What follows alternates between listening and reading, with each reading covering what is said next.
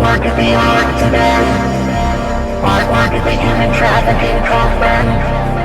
We're all having our time and then we're coffin nailed for the coffin doctor.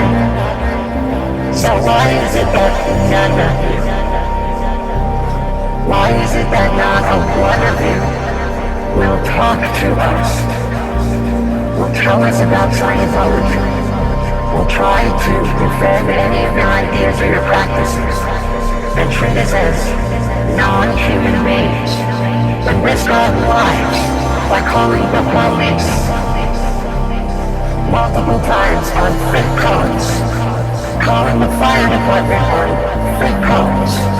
Yeah, nice one, buddy. Fascist is what you are, sir. You're working for a fascist organization that ruins people's lives. I hope you're proud of yourself. Eat a sandwich. You don't have any meat on your bones, sir. It's not going to do well to support yourself later in life. So I really hope you didn't extract any money out of this person, because obviously you deserve absolutely none. Absolutely none. So it's interesting, if communication is the universal solvent, why don't you even try? Do you not have the courage of your convictions?